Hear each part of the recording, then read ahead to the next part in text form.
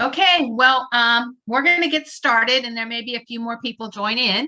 So first off, I want to say thank you very much for joining us today. And I really will appreciate the time that you put in to support the scholarship program at the Community Foundation. I mean, the honesty is we couldn't do this without all of you. You are a very key and critical part of the process. So I want to say thank you for joining us in this endeavor. A couple housekeeping items to take care of. First, I should have introduced myself. I'm Jackie Hines. I'm the chairman of the scholarship committee for the Community Foundation. And because we have so many people on Zoom, I'm not going to go through introductions. The people that talk and meet, you'll meet the people from the Community Foundation as we go through the program. But other than that, we'll move on from that. I do have a couple housekeeping items. One, I'm going to ask that when you're not speaking or have a question, that you use the mute button that's over in the far left on your computer, and you can mute yourself so we don't get background noises coming in. So that's one of the things that I'll request. If you have a question, one of the things that helps a lot is that you use the little hands up button, and that's by you can either, and that's by using reactions. And that's on your far right, and I'll do it on my screen. I'm going to raise my hand, and you see it up in the corner of my box, and that lets us know that you have a question, and then we can call on you. It just makes it a whole lot easier. So that will be another one that one of the tools we can use with Zoom. And I'm sure you guys over the last couple of years are all well practiced on these things, because I'm sure you've done Zoom many times. So with that, I'll say welcome, and we will move on to our meeting. Now, one thing I'll clarify with Cassandra, Marissa, or Mary, are we going to use the slide deck at this point as we move through, or are we expecting everyone to just follow through with their set of slides? Marissa will be advancing the slides for us. Okay, so I think we're ready to move into our first our slides. Great. So we're going to move on to the purpose of our meeting today, and the first is to this is for both new and returning community evaluators. We've made some changes to our process and program for this year as we're building a more sustainable program going forward, because we continue to have significant growth in the program, and the number of scholarships that we're giving and the number of students that we're evaluating continues to go up. So we've taken that as an opportunity to step back and say, how do we make this sustainable going forward? So one of our purposes for today is to give you an overview and an update of the program and where we're at. We want to go into a deep dive into the evaluation process with a norming activity, with the purpose being to help us all utilize the rubrics that we have, such that our resulting scores between evaluators are more consistent, because that helps in making selections. And then we want to make sure you're aware of the tools that we have available to you as community evaluators as you go through reviewing your scholarships. So with that, we'll go through what is the homework review. I hope you all had the opportunity of and took the time to review the bias video summary that Cassandra put together for us.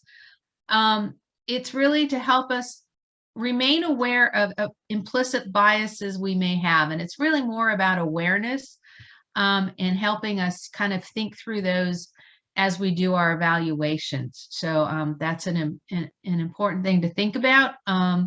So I think that was a very good job that Cassandra did to just kind of raise our awareness in that area. The next thing we had for homework is your whistleblower conflict of interest and confidentiality forms. And the key to those is that we have to have those in place before we can assign students to you on Smarter Select.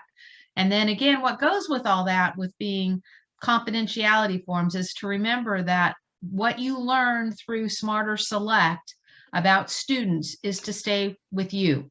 And that is not information that should be shared with anyone. It is a confidential process that we let our students know. And so we expect that our evaluators will honor that, and the confidentiality form says that you will. The other thing is to make sure you have your account activated in Smarter Select. If you have not gone on and done that yet, I would encourage you to do it in the next day or two. If you run into problems, Marissa will be happy to help you. And it can be, once you get in and get going, it's pretty easy, but to make sure you can log in and have a password, those are important things to get done early. And if not, Marissa will help you with those issues. And then one of the other things was to have an updated contact form.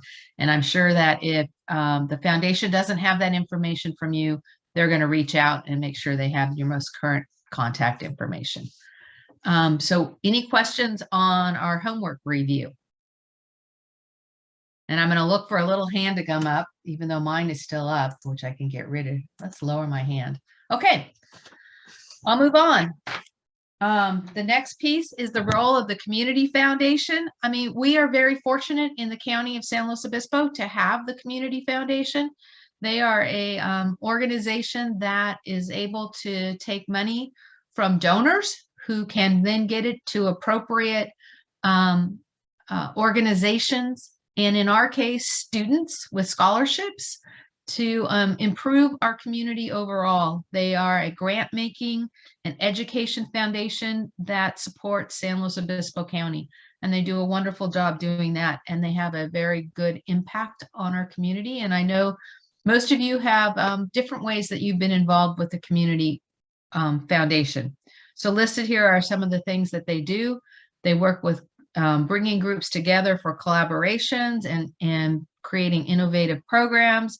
They allow donors to advise their funds of where they want to direct their charitable contributions. They perform general grants and partnerships. And what it is, it's a place of bringing the foundation together with private organizations to improve the community that we live in. So they do a great job, and it's good to be part of working with them. And to be honest, I'm really looking forward to getting back into that building you see pictured there. So we're getting there. Let's see. So the next is a scholarship program overview, and Mary is going to be providing that scholarship program overview. And I really want to take this opportunity to say thank you to Mary. She has done a great job coming up to speed on the whole scholarship program. She joined us back in, I believe it was September, and has been drinking out of a fire hose since that date, but has done a great job getting there. And I also have to say she's a joy to work with. So I know if you have any questions as you go through this process on your evaluations, Mary is another great resource for you. With that, I'll turn it over to Mary. Thanks so much, Jackie. So as Jackie said, I'm new. I'm the scholarships and grants coordinator, and it's been wonderful working at the Community Foundation. And I know for those of y'all who I haven't met or have Zoomed with, we've done a lot of emails. So thank you everybody for your patience with me. So we're going to talk about what we do at the Community Foundation in the scholarship program. So Marissa, if you can go to the next slide. So the Community Foundation staff, we administrate the entire process from creating and distributing applications to the disbursement of funds. We appoint a volunteer committee, which is y'all, to review student applications and select recipients based on a fair and objective process. So we work with the high schools. We are in touch with the guidance counselors, we're in touch with teachers, helping students through this process. We also help them, I've learned a lot about FAFSA and helping students through every step of the way in their applications as they need it. And we also do workshops at the high schools. We do both in person and on this year on Zoom, of course, because we're still in pandemic world, and really being able to help students through this process in helping them get scholarships and helping it to be as accessible for them as possible. So, and then of course, we come to you all to help us in looking through the applications to be able to do it as fairly as possible for them to, to be able to have the best chance they can in receiving scholarships. So if you go to the next slide, you can see how we've been growing. And this is just a snapshot from 2010, 2015 to 2021. Currently, the total assets are for the foundation are 70 million. Our scholarship program assets are over 7 million. The total number of scholarships that we gave last year were 55. And then you can also see the annual award. That's the total amount of our annual awards that we have been able to give out every year, which is incredible. And this is, our scholarship program is growing, and it's been really amazing to see, even though I've been here for a short time, how much it has grown over the years and how it's continuing to grow. And we're really hoping to keep building on this. So if we can go to the next slide. Oh, and that's Marissa, who's going to be talking about our Smarter Select overview. Hi, as Mary said, I'm Marissa. I'm also pretty new. I started in September with Mary as well, but I'm going to be your go-to person for any technical challenges Smarter Select might bring up. And then as the pre-homework, we asked that you guys watch this video. I also watched it. It talks about activating your account, your evaluator page, navigating applications, and then saving and submitting your reviews and tracking your application status as well.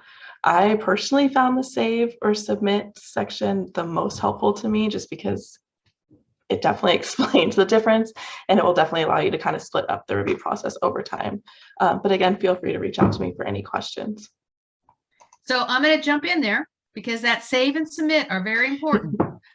And this is a recommendation that you go through and do all of your evaluations, you do all your scoring, and through that whole process, you save until you're ready to say, I've completed everything, and then go hit submit for each of your students. Because once you hit submit, if you find that you need to change a score, you have to go back to Marissa to open it back up to allow you to do that. So that's why I recommend the save until the very end. Okay, Thank you, thanks. Jackie. All right, now we're going to jump back to Mary. Yeah, one other note on this is that I created for everybody, you should have your Smarter Select sign in now. I went through yesterday and created little through your email account for Smarter Select for all the new evaluators. So if you did not receive one, please reach out to us and we will figure out what happened. Okay, so then going into the scholarship review process. That would be Cassandra. Oh, actually, this is me. Oh, it's you. Okay, Yes, it's me for the next That's couple. fine. Okay, No so problem. The role of the community evaluator. So you are evaluating scholarship applications using the rubrics that are objective and non-discriminatory. And the great thing is these rubrics are actually in the application. So you can see while you're going through it, how many points you can give, and it's really, really helpful. For some of our applications, you may conduct interviews with your assigned group for scholarships that include an interview component. Right now, we only have, I think, 3 that have interviews, Jackie, is that correct? With Wyrick, Jaeger, and then we have another scholarship, the Youth Legacy Scholarship, that have interviews. Right. And then provide feedback on the scholarship program and process to support continuous improvement. And then the great thing that so many of y'all have done is recruit additional community evaluators. So many of you new evaluators came to us from other people who suggested you. So thank you for that and for being a great representative in the community. And then moving on to the common application review process. So the eligibility screening is done by staff, and this is where our staff look through GPA and the estimated family contribution, which is EFC. And the EFC determines if a student, an applicant, is able to apply for a scholarship where there is financial need. So the very first step, when we first accepted our common applications on February 1st, we went through these applications to make sure that students had these two components, that if they were applying for a scholarship that was between a 2.7 and a 3.5, that was the right grade point average that they had, and also making sure that it was the same as was on their transcript. So that's the first thing that we did, and also looking to make sure that they fit for each individual scholarship. So from there, the applications go to you all, to the community evaluators. So you are in groups of 3, but you who are doing each of the same scholarships, but you don't know who the other 2 people in your group are. So you are scoring these scholarships to see, going through the essay and going through the letter of recommendation and everything else, the activities form, making sure that everything is up to date. If you have any questions about this, it used to be that you would go to like the lead of your little grouping. Now instead, the questions come to us. So if you have questions about eligibility, if you have questions about an essay, or if activities are legitimate or anything like that, let me know. If you have technical questions about Smarter Select, you're having a problem with the database, anything like that, Marissa is your person to go to. So just so you know that we are the people who are here for you to help you through this process. And then from there, in scoring the applications, the scholarships kind of come back your scores to the staff. And the way this works is that the largest scholarships for the applicants are awarded first. And usually students can only receive one common application scholarship. There are some outliers, like if a student applies to maybe 2 scholarships, they're the only student who applies to those scholarships, sometimes weird things happen. But overall, the way this works is that the largest scholarship will be awarded, and then it will go from there. So maybe you pick somebody who will be perfect for the scholarship that you are working with, but that student received another common application scholarship that was larger. So it would then go, the scholarship would go to your second choice person, or your third, or your fourth. And that's the way that this part of the process works. So. Okay, one other thing I'll put in here is that each community evaluator will be receiving either 12 or 13 students to evaluate. We really work to keep the number of community evaluators that we have up to a level that keeps the number of students we ask you to evaluate to between 10 and 15. So we were very successful this year in doing that. That's a reasonable number to ask you to do, and we don't want to, give you way more than is reasonable to ask. So we're happy that we were able to do that. Thanks, Jackie. Okay, so going into scoring guidelines, and Cassandra is going to take over from here. Great, thank you. So you've all heard my voice on the bias education, but I'm Cassandra. I'm the Director of Grants and Programs, and I am just so delighted to be in this Zoom room with all of you. And I hope next year we're able to do this in person. And I just wanted to give a heartfelt thank you to all of you for your time in reviewing these scholarships. I know it takes a lot of time, and I hope that you find it to be an enjoyable process. I know I sure have a little bit more faith in humanity after reading about these scholarship students. So I hope that you enjoy the process.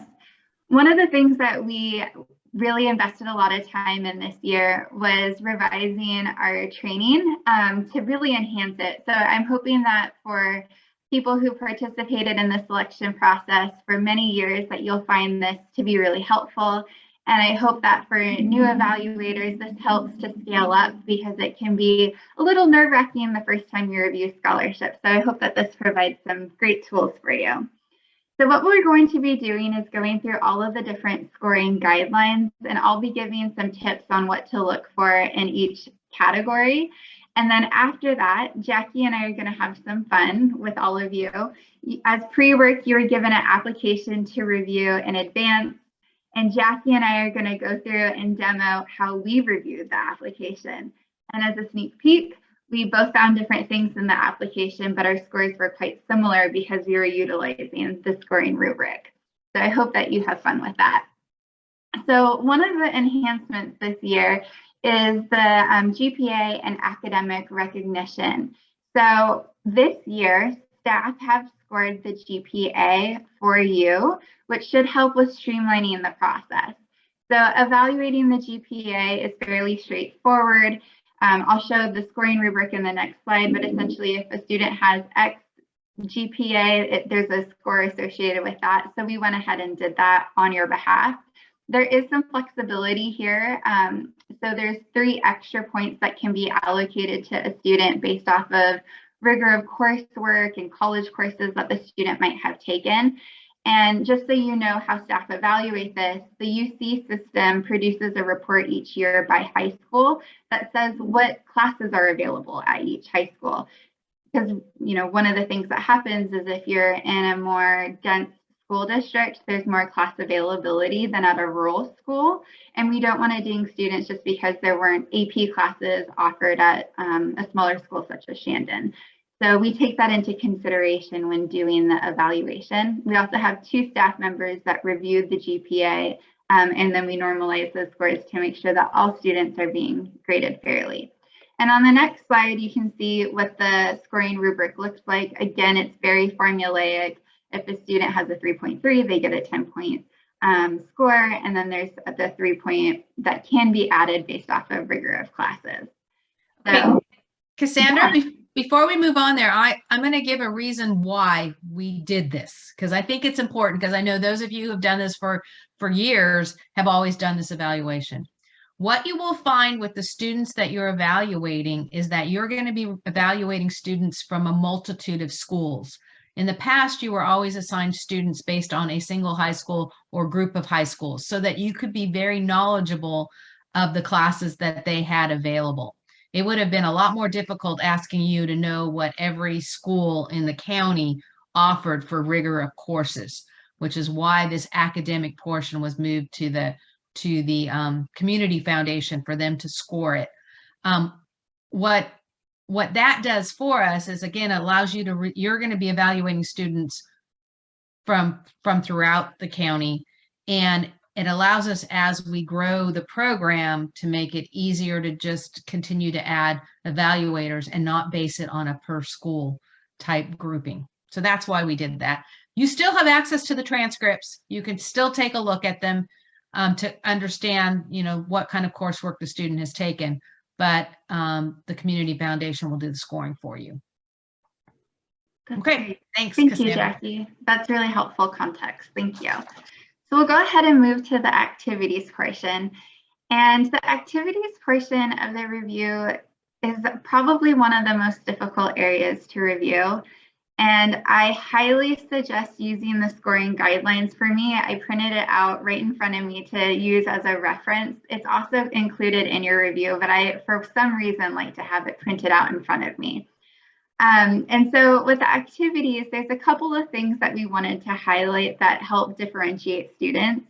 One is the level of activity. So you'll see on this slide, it says, are they a doer versus a joiner?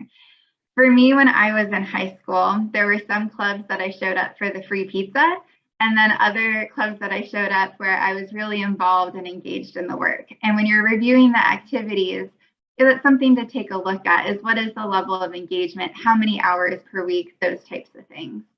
And often you'll see that there's some passion that's included in this. So if a student's involved in something in an environmental club and they want to do environmental sciences, you can start to really see and suss out that this is important to the student. One of the things that makes this a little bit more complicated last year and this year as well is the impact of the pandemic and students being able to have access to extracurricular activities. So this is something that has impacted all students. You might learn in different components of the application why a student might not have been able to participate in some things. I know last year in an application that I read for, a student's parent had an autoimmune disease, and so they couldn't participate in sports. And so it's just sometimes helpful to look at the entire application to understand what happened with the activities. One of the things that we have done on your behalf this year is that we went ahead and went through and ensured that all of the students submitted their application using our activities form. If the student didn't utilize our activities form, they're disqualified for the scholarships. If for some reason any student has slipped through the cracks and they didn't utilize our activities form, please send them over to Mary, although I doubt that you'll see this. Jackie, do you have anything you want to add to activities? No, I will just, I will agree that this is the most difficult area to score. And I think it's even made more difficult by the impact of the pandemic, because it's just, in my view, over comparing previous years back, you saw a lot more activities and information on students, and they're a lot weaker or less amounts you'll see for these students. And you have to think about, these are our seniors this year. This has taken out their junior and senior years of high school as far as these types of things, and part of their sophomore year. So it's been rough on them. Exactly.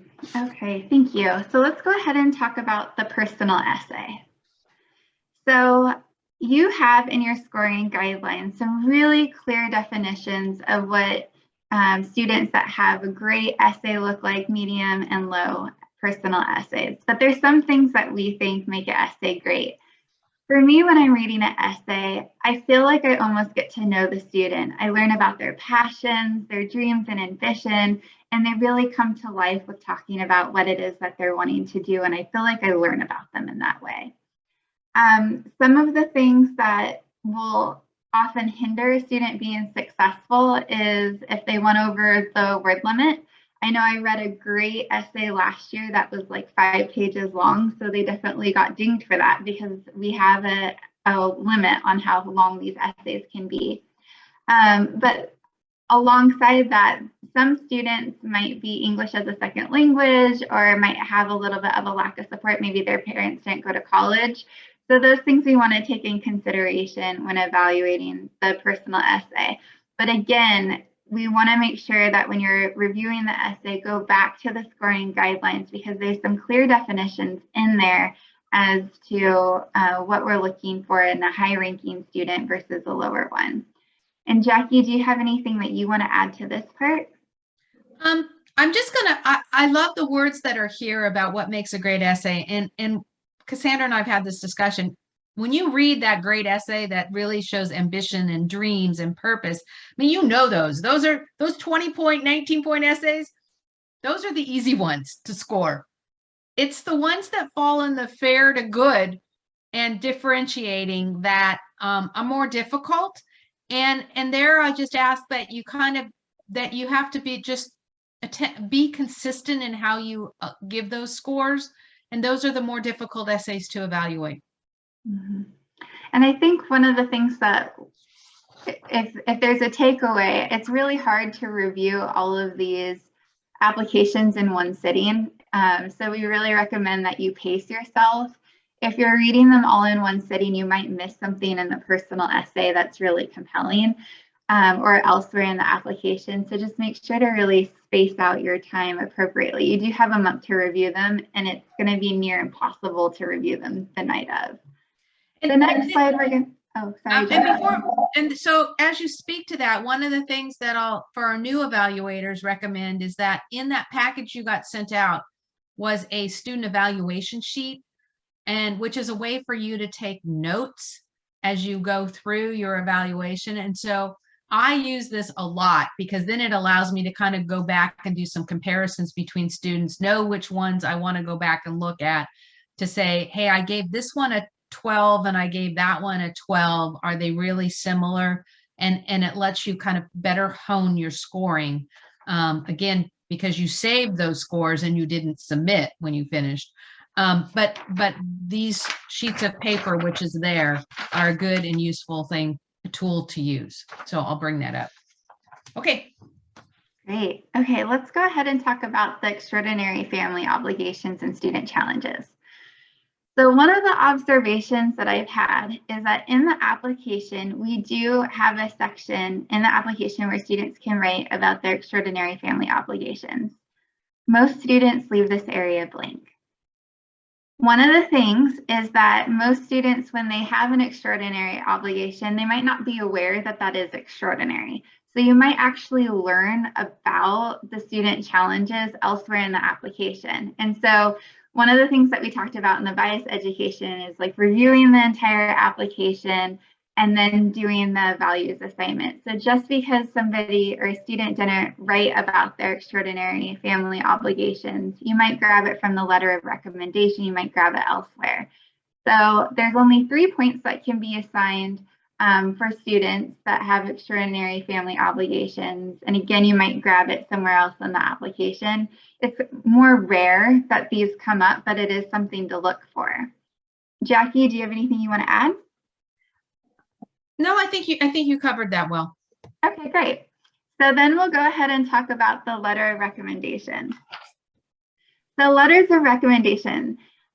There's a lot of things that we can look for within the letter. Again, we talked about this is something that you might learn something new about the student with extraordinary family circumstances. You might gain a new perspective on the student. One of the things that we'll talk about in just a little bit is when scoring a letter of recommendation, this is the one area in the application that we start with. The student has 10 points, and now I need to be told why I shouldn't score them 10 points. So I always start there. Why? So the student has 10 points. Why in the essay would I want, or in the letter of recommendation, would I want to take it down to an 8? Some of the things that might make it so you don't score a 10 in this is the recommender has different scores that they can evaluate. So they submit the letter of recommendation, and then there's 5 scores that the letter of recommendation can give the student. And it's excellent, good, all the way down to fair. And so if I read a letter of recommendation and it was good, but the student was scored not as excellent, but as good, I might knock down a couple of scores for letters of recommendation. For the most part, most students will score relatively high in the letter of recommendation area. So again, this is a great area to learn new things about the student that the student might not have shared elsewhere that might help shift some of the scores elsewhere in the application, such as extraordinary family circumstances. All right. So now the fun's going to start. So again, all of you have been given an application to review and score ahead of time. I know Jackie and I, when we were preparing for this, had a really fun time going through and evaluating. So if you have your scores in front of you, it might be helpful because you can hear how Jackie and I went ahead and went through the application. So we'll go ahead and go to the first slide, which is evaluating the activities form. And Jackie, do you want to share some of your observations in the activities form first, and then I'll go? Okay, I'd be happy to. So when I looked at this activities form, one of the things that I saw was that it had missing information. So when I get down towards the bottom of this form, there's work at Subway, and I know that they did it during the 12th grade, 11th and 12th grade, 12 hours per week, but I don't know for how long they worked at Subway. Was that a 2-week job and they left, or had they been there for 6 months? I have no idea, as well as their Interact Club. So it's missing information. The other thing I tend to look for in activity forms is, do I see any leadership roles within the activities that they do? Because students that are in leadership roles in whatever type of activity that it is means that they're more of a doer than a joiner. I mean, they've really become active and involved if they've taken on a leadership role. So what I come up with this one is that I see more of a joiner than a doer, because I have very little detail of what they did under the details, honors, one, and accomplishment sections for anything. I would say the biggest thing that this student comes through as, even though I don't have complete information, is that they clearly have clear. So that's what I came away from this review with. Cassandra? Yeah, I had really similar observations. So generally speaking, if a student has worked a part-time job, I can assume that they don't have the time to do some of the extracurricular activities that their peers might have done. So that's something that's always in the back of my head when I'm evaluating, but similar to Jackie, it's really hard to tell based off this activities form if they worked at Subway during a winter break and that was it, or if they've been working at Subway all year long when they're in the 11th and 12th grade. So I just don't know. It's incomplete. So it's hard for me to give them points for that because I don't have that information. Another thing that I noticed is that the student included AVID as an activity, and AVID's a class, so I don't really give them any points for that because that would be elsewhere that we would be evaluating that.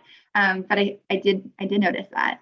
And then it looks like they're involved in 2 clubs, Hispanic Unidos and Friday Night Live, and have been involved for some time and spend a significant time each week participating. So I gave them some points for that in my mind, but my observations were very similar to Jackie.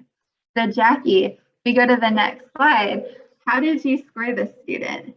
Well, if I look at the groupings of scoring, there's a 21 through 30. And so I looked at this one requires more detailed on what they've been involved in. I'm looking for 3 consecutive years, consistent community or academics throughout the year, and working more than 15 hours a week, which I don't have a lot of information to do that. So the 21 to 30 points, I didn't see the student falling into that category. The next one is an 11 to 20. And when I look at what the rubric says for that, it says that information may be incomplete, that their community service or activities are inconsistent or sporadic, and limited responsibilities or leadership positions, which is more where I see this student falling, and that they do work. So that also puts them in there. So when I look at that, there's a range of 11 to 20, and where I came out with this student was a score of 16. So in the middle of that second grouping of activities. That's great. And I was very close. I came out with a 15. So by utilizing the scoring guidelines, Jackie and I came pretty close with our evaluation there. Okay, so let's go. I would ask, is there any questions of the group? I mean, raise your hand about what we did with that. This is by far, in my opinion, the hardest section to do. So I'll take a second to, okay, Lori, you need to come off mute.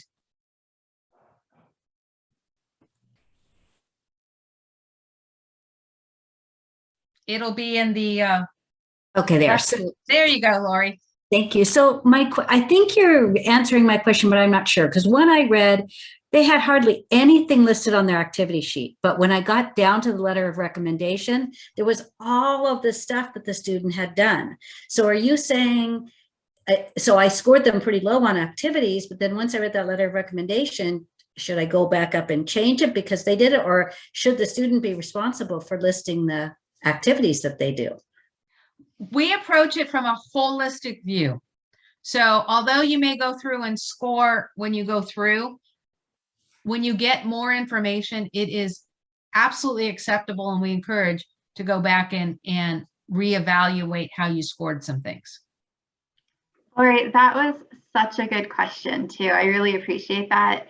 And, as Jackie was saying, the review of the entire application is really helpful. So for me, when I'm reading the applications, I do one read first and read the entire application before going through each area and then scoring. So that's just one of the techniques that I use. Jackie, do you do something similar? I score as I go, but I don't submit. And then I go back and I take a look at how I scored, and given all the information, do I need to change anything? So super interesting. Similar techniques, different approach, but again, the holistic view. Right. Love it. Okay, Paul, you have your hand up. Yeah, I just wanted to make a point. I've been doing this for a long time, and this is absolutely the most difficult one to do consistently. And sometimes when there's some that I'm concerned about, I have the ability, as most people do, to copy things from the applications. And I sometimes will then have, say, the 3 or 4 I want to compare activities, so that I can quickly go back and forth and try to be consistent. And so that's a technique that people might want to use. Great. That's a good, I hadn't heard of that one. That's great, Paul. All right. So if nobody else has any questions, we can go ahead and move to the personal essay. I had a quick question.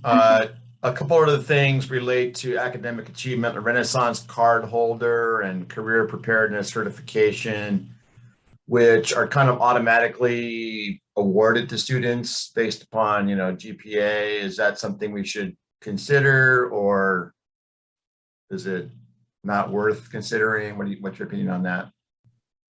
I wouldn't consider those part of an activity unless there was some specific way where they were involved in pulling something together with that.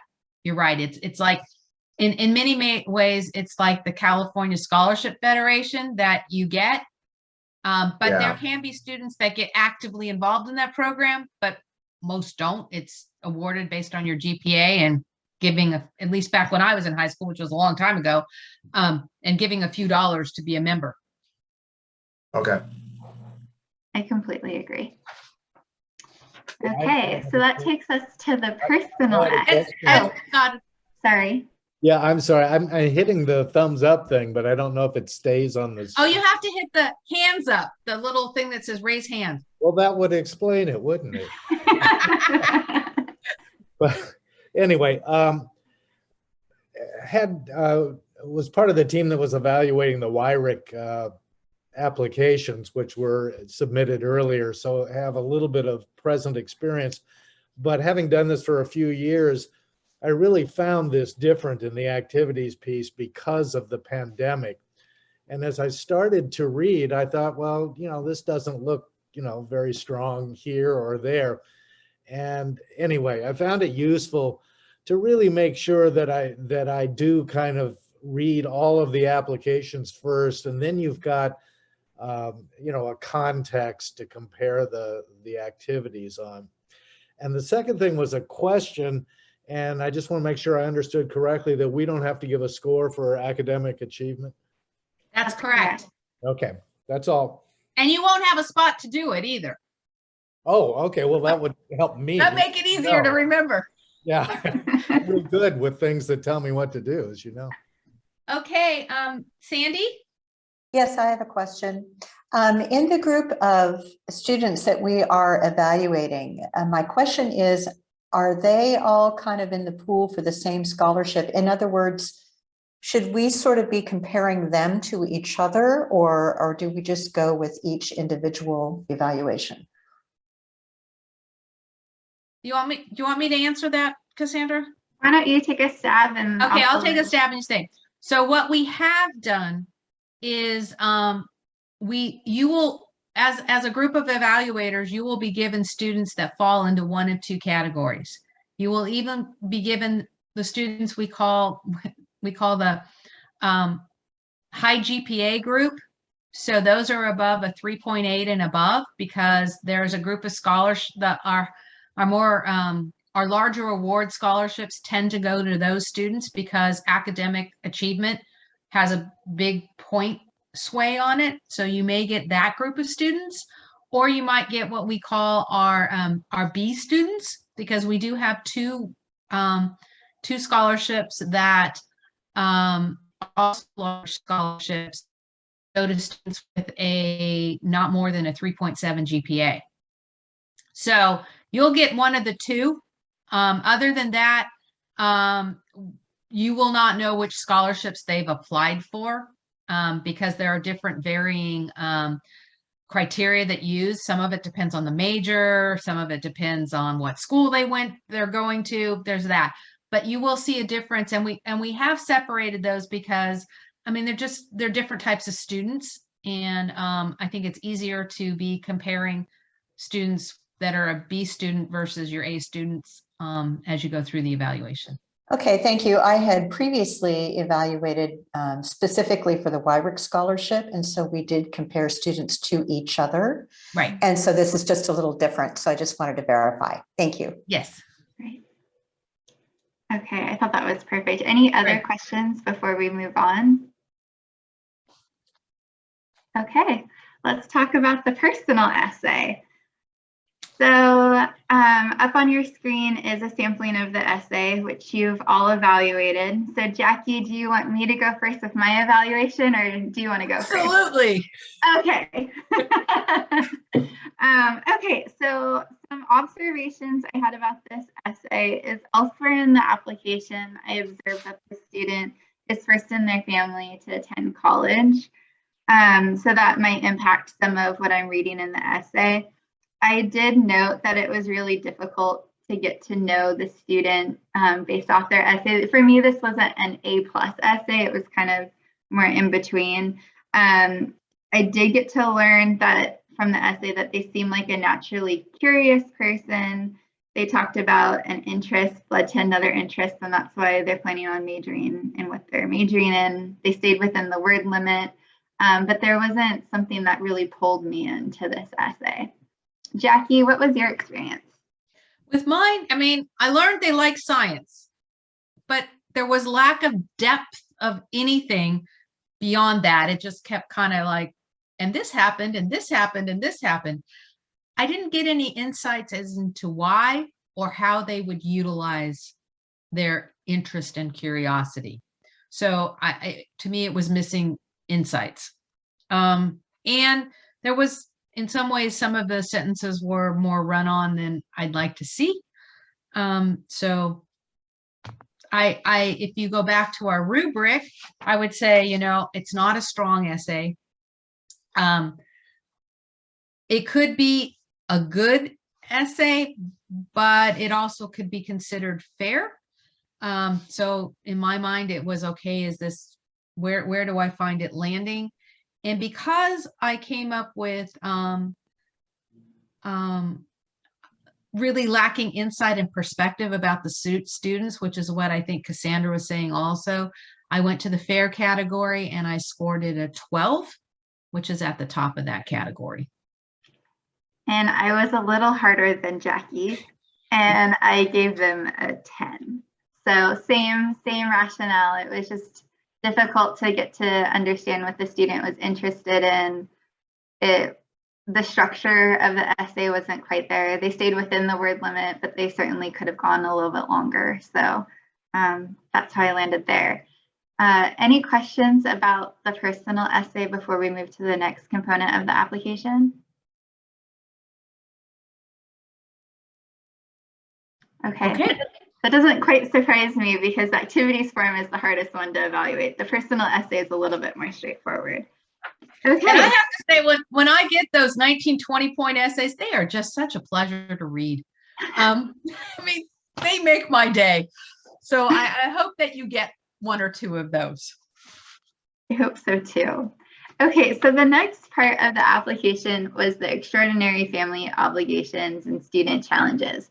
So again, we talked about how most students actually don't complete this part of the application. It's optional, but that you might learn about it in either their personal essay or most likely in the letter of recommendation. For me, I didn't score any points here. So that's where I was. One of the things that was difficult for me is that I wanted to score the student an extra point because they're first generation, but that doesn't actually fall into our categories of student challenges. This is more for students that have had intermittent housing, different things like that. So it's a little bit more difficult for them. Okay, Jackie, how did you do with this? I also gave 0 in this area, again, because I didn't see any of the, significant life issues that they had to deal with. That a lot of students don't deal with. Okay. And just one other note on this section, sometimes students don't identify this themselves, but you might see it in a letter of recommendation or in their essay. Like they will bring up extraordinary family obligations or challenges in a different part of the application. So this might be blank, but then you're going to see it again somewhere else. A lot of times you'll see it either in their essay, their personal essay will provide information for this, or you pick it up. This is where the letter of recommendation can really be helpful. Because the recommenders will talk about things that the student won't talk about. Ed, I saw your applause. Oh, but you're Oh. on Oh, mute. you're muted. I'm sort of Hello? back on the essay piece because, and I don't have it in front of me, so I apologize for that. But as I read it, I thought it was a fairly solid essay. It didn't knock your socks off like the 20 pointers would, Jackie. On the other hand, I didn't see it dropping into the sort of below average, area either. But I guess my question would be that as long as we are internally consistent, for instance, if I were reading a bunch of other essays that I thought were better than that one, I might have given that one a score in the good zone, but I would have given the other essays higher scores in either the good or the excellent zone, so that my placement might be consistent with other scorers, but my points not. And my question is, does that pose a problem? We're really trying to work towards getting our scores to be more consistent. And that's one of the reasons we're asking people to complete 2 evaluations by next week, the end of next week, to kind of see where our evaluators are at.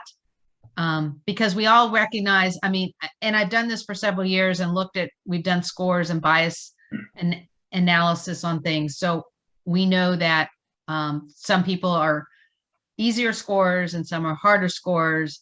And so what we're trying to do is work towards getting us to be all more consistent scores with each Understood. other. Thank And you. we recognize that may take a little time.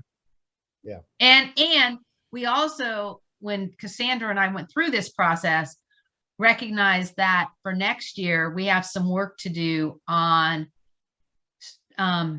pulling our rubrics, making them stronger and easier for evaluators to use, being more specific. So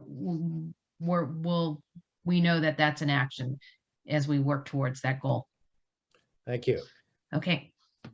Looks like we have Sandy. a couple questions. Yeah. Yes, I had a question about that because we're going to submit 2 evaluations by the following week. And I understand the reasoning behind trying to get the scoring to be somewhat consistent. And I know that will take some time.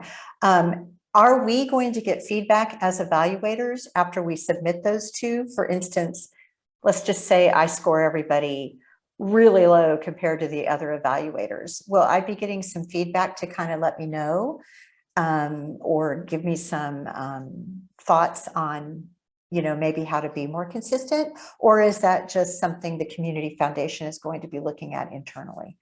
That is something that we're going to be doing this year. Is you'll have some contact from one of our teammates talking to you about how the score fell. So you will get feedback from us. Yes, good.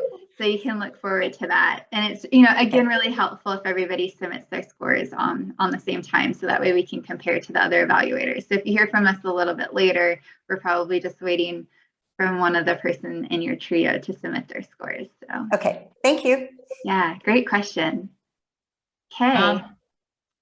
I have a question at that point. Okay, Paul had his hand up first, so let's go with Paul. Okay.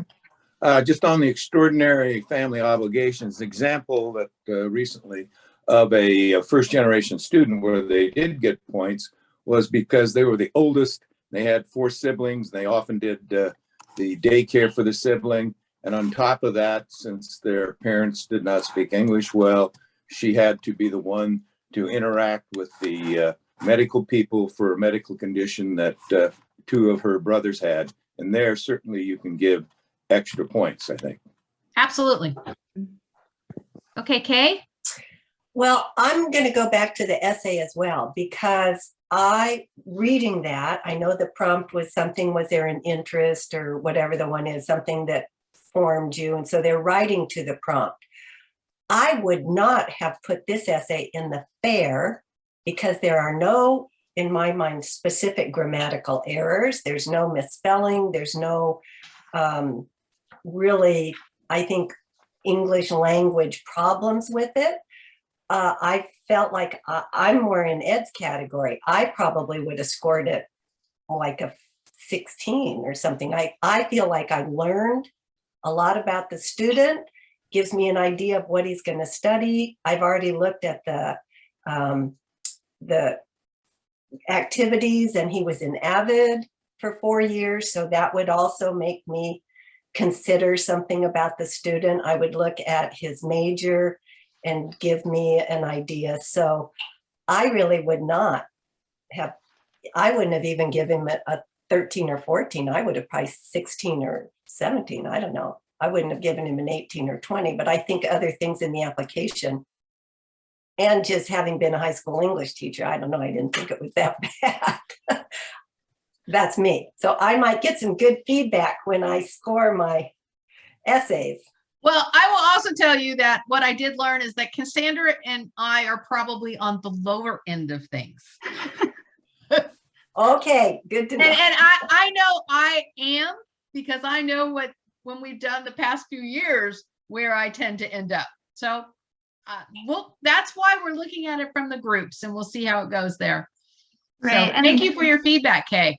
Totally. And the goal of this is for us to utilize a similar lens to evaluating. So I think so long as we're utilizing the guide, having these conversations, it will help us be more consistent altogether. Because in the past, we've had scores really everywhere. And so hopefully this can help us drill it down a little bit more together. Rick.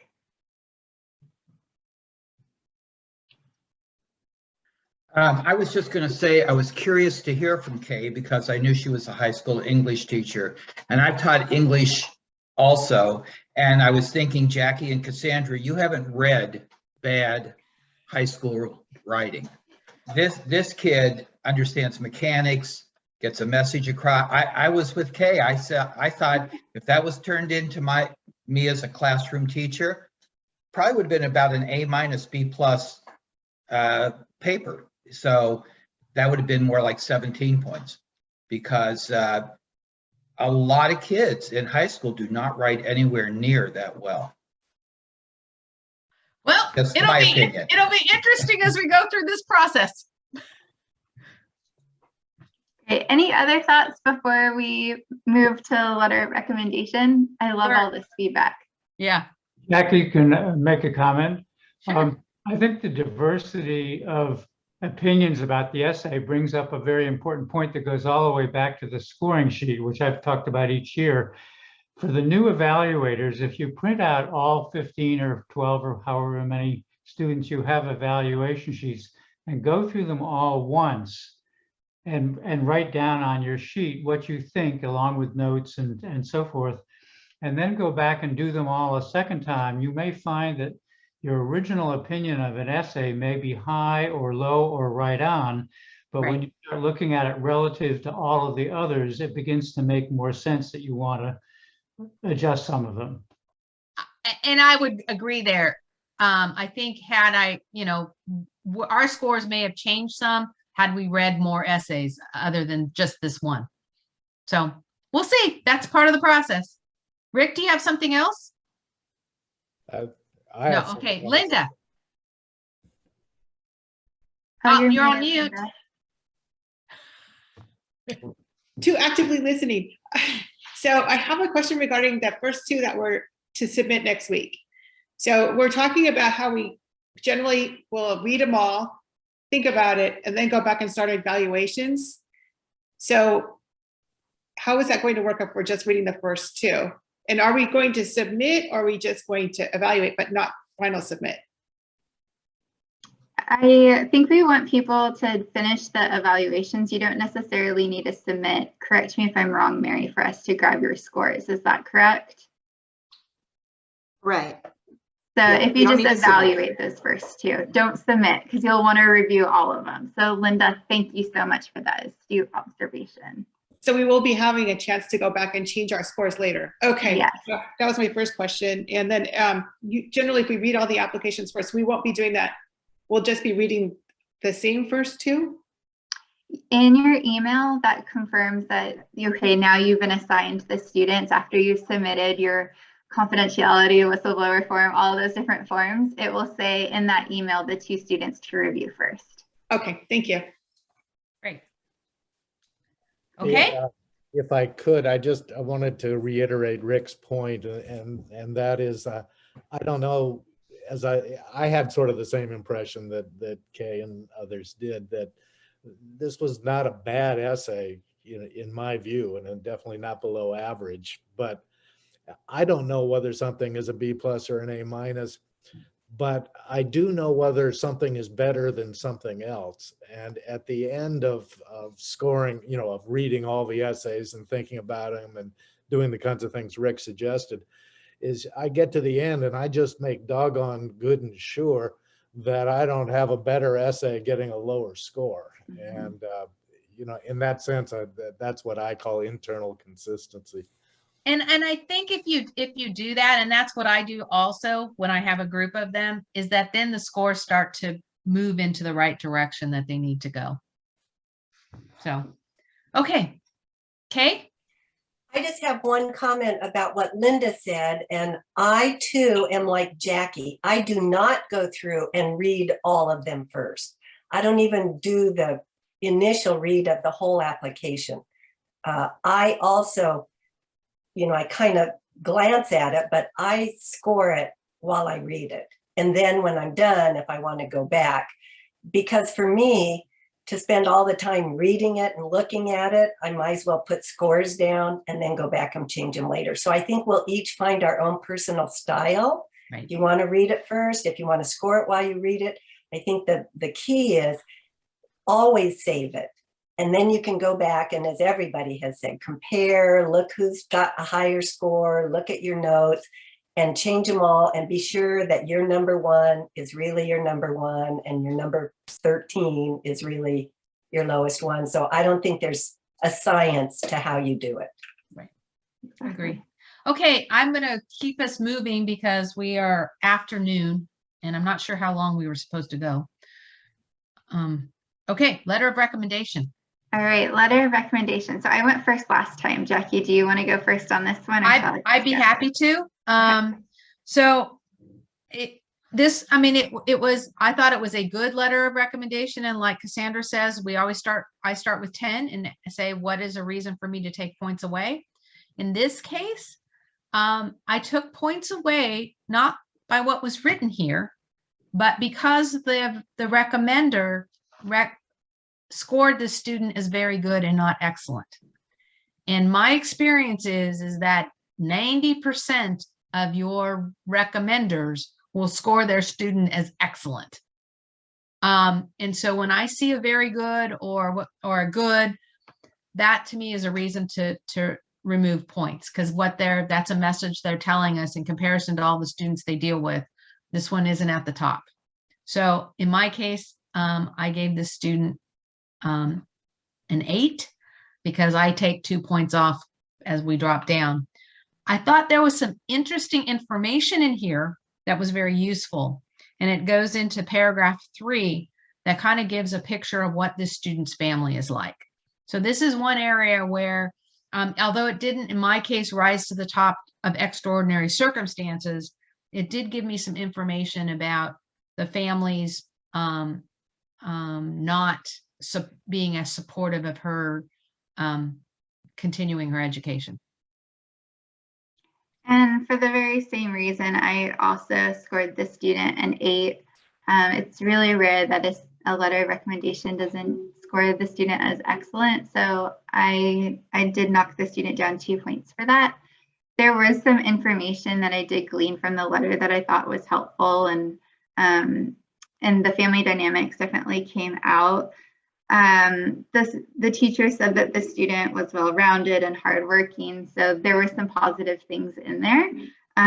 So again, I was consistent with Jackie. I scored it an 8 because of the letter of recommendation score. Great. Okay. All right. Any questions with this one? Joe? Yeah, I had an observation as opposed to a question, but I see a lot of this might get into our bias issue later, but I see a lot of avid students.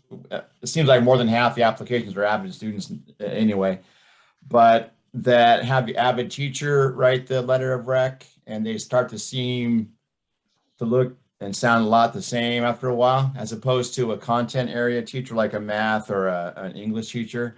So I'm wondering if anybody else has any thoughts on that. Would you weight a subject area teacher higher than an avid teacher that is writing letters for half of their class? I can weigh in with my opinion on that. So I wouldn't want to like fine a student for having a teacher who does like copy paste letters of recommendation. That's unfortunate that the letter recommender is doing that. But that doesn't necessarily mean that the student is less worthy. So Jackie and I both start with the approach of awarding the student 10 points and then asking the question, convince me why I shouldn't award those 10 points. So that's something that we do as our own internal metric for this. Because yeah, not all recommenders are great at writing letters of recommendation, but you can glean some stuff from the student on it. One of the things that I think is really interesting is that a lot of scholarship programs are doing away with letters of recommendation for that very reason. We just haven't moved in that direction yet because it does provide some information that's helpful. Jackie, do you have any thoughts before we answer other questions? No, but I do. I'm gonna ask because I believe we're losing people as we go in past the top of the hour. So if it's a critical question, be happy to take it. But I also would like to see if we can wrap things up, and then if we want to come back and still answer questions, but that way people can go off, peel off as they need to. So Linda or Rick, is this something that we can wait and answer at the end and finish it up, or is it pertinent? Do we need to have it now? So this is Linda. Yeah. As a former AVID teacher, I would have to say that the reason the students reach to the AVID teacher is because that teacher may have seen them over the course of their entire high school, as opposed to, say, a math teacher that they've only seen in one semester or 1 year. So the relationship that student has with an AVID teacher might be stronger, and they may know actually more about that student, how they've progressed over time. So I would not discount that AVID teacher as a very valid evaluator of that student. I just think some of those comments are coming from the WIRIC reviews that we did, that we had an AVID teacher that you almost got to the point that you could see the same letter multiple times. So I agree with you. They're great inputs, and they haven't been involved with the student for 4 years. So some of it may be we give some feedback to the AVID teachers or the AVID teacher that you're not helping the student. So, okay. Let's, yes, Barbara. You need to come off mute. Yes, thank you. My question had to do with the, I thought was the benefit of applying points for extraordinary challenges, but at the same time, the denominator now becomes 63. So I'm wondering how it is that advantage or that enhancement is beneficial to the student. Well, the students, the scores that you see are 63, but the number's going to go up because the academic does play into the overall score, but you're just not, you're not scoring that part, but it will get added in. Okay, because I had taken information from the letter of recommendation, and I had assigned points to this person that we were scoring. Okay. Based on that, and yet then it, then I was thinking to myself that it really doesn't offer any particular enhancement to the final score. Well, if 63 then becomes the new denominator. It still would potentially give the student up to additional 3 points to their score. Okay. Okay. Thank you. Sure. Okay. Let's move on, Cassandra. All right, I'm going to turn it back over. So just again for norming, we're asking that everybody submit their first 2 applications, not submit, score your first 2 applications by March 4th. And we will be in contact with you if we have any questions about that review. And I'm going to turn it over to Mary, who can provide more details from here. Yes, so I will, as it was said before, I'm going to be everybody will have their assignments, hopefully by the end of today, definitely by tomorrow morning, for who are your applicants.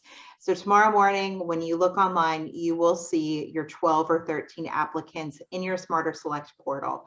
And then in addition to that, I'll be sending out an email to you that reiterates all this information and says who your 2 students are, so that everybody in your group is looking at the same 2 students. So you will have all that information by this weekend, so you can have a fun weekend of reviewing your 2 applications.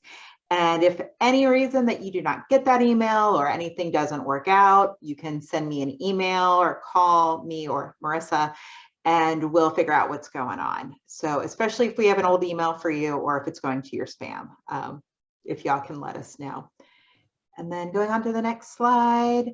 So again, final items for eligibility questions, contact me. And like Cassandra said, we think that we have everything together, that if there is a student who doesn't have an activities form, if there's something missing, reach out and let me know. For technical questions with Smarter Select, contact Marissa. Don't be afraid to reach out. We're real nice. You can reach out either by email or by phone. And then remember to complete and score all your assigned applications before submitting.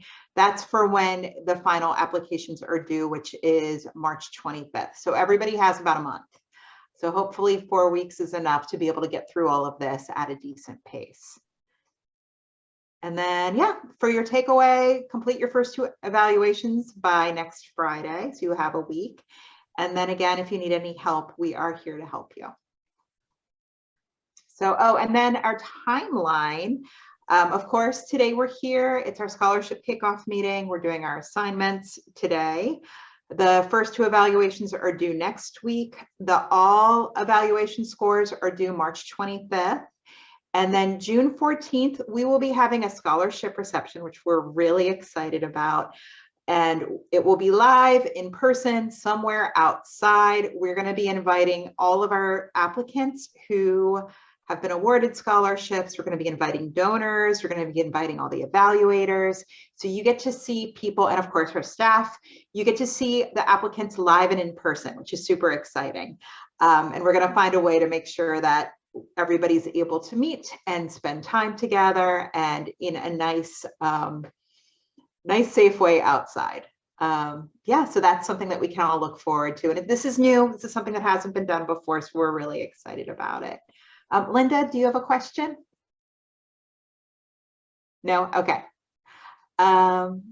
Any other questions that haven't been answered, or anything that anybody wants to ask, or anything that we might have missed? So I'm going to step in here, Mary, and I'm going to say thank you to all of you for attending our meeting.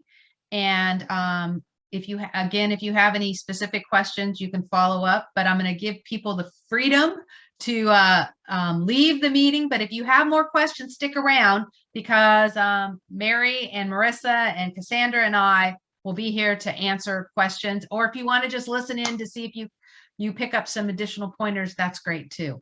So with that, I'm going to say thank you for your time. And again, there is help out there. Don't be afraid to shoot an email to the foundation or pick up the phone and call them. They're there to help you. And again, we appreciate you taking the time to be an evaluator. We could not do this program without you. So with that, we'll end the official meeting, but we'll continue to be here for questions. And just use your little hands up and we'll go from there.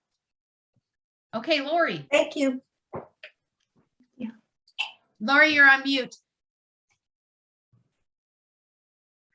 And Lori, sorry. So you can eliminate the slideshow. Okay, Lori. Okay, so my question is, I've been doing Stevenson, Grossman. I'm working on those. I've got a bunch of those. And I do have a place where I can put scores for academics, but I thought you said we can't rate academics. So okay.